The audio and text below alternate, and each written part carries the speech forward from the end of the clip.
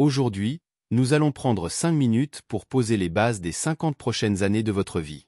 Voici 5 minutes pour les 50 prochaines années, un discours de motivation inspiré par Matthew McConaughey.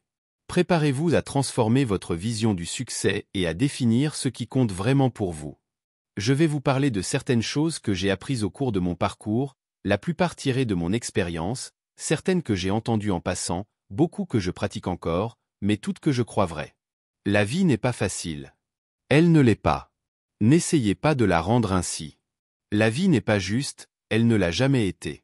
Elle ne l'est pas maintenant, et elle ne le sera jamais. Ne tombez pas dans le piège du droit. Celui de vous sentir comme une victime. Vous ne l'êtes pas. Surmontez cela et allez de l'avant. Alors, la question que nous devons nous poser est ce qu'est le succès pour nous, ce qu'est le succès pour vous. Est-ce plus d'argent? C'est très bien. Je n'ai rien contre l'argent. Peut-être que c'est une famille en bonne santé. Peut-être que c'est un mariage heureux. Peut-être que c'est aider les autres, être célèbre, être spirituellement épanoui, laisser le monde un peu meilleur que vous ne l'avez trouvé. Continuez à vous poser cette question. Vos réponses peuvent changer avec le temps, et c'est très bien. Mais faites-vous cette faveur. Quelle que soit votre réponse, ne choisissez rien qui compromettra votre intégrité. Priorisez qui vous êtes, qui vous voulez être, et ne passez pas de temps avec quoi que ce soit qui antagonise votre caractère. Soyez courageux, prenez la colline. Mais d'abord, répondez à cette question, quelle est ma colline? Donc, d'abord, nous devons définir le succès pour nous-mêmes, puis nous devons travailler pour le maintenir, faire ce bilan quotidien, cultiver notre jardin, garder les choses qui nous sont importantes en bon état.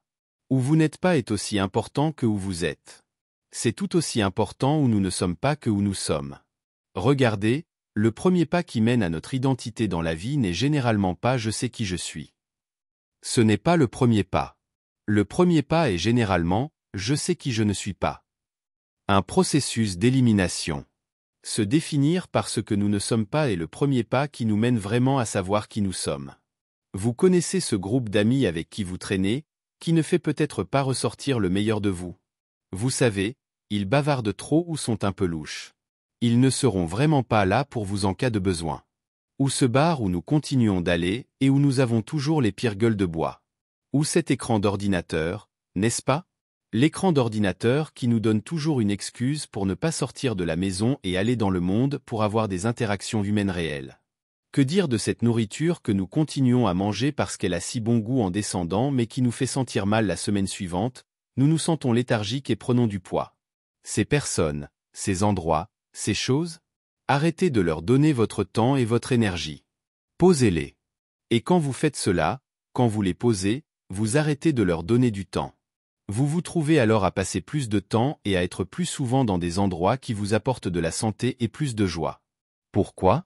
Parce que vous avez simplement éliminé les personnes, les lieux, les choses et les moments qui vous empêchaient de découvrir votre identité. Faites-moi confiance, trop d'options nous fatiguent tous.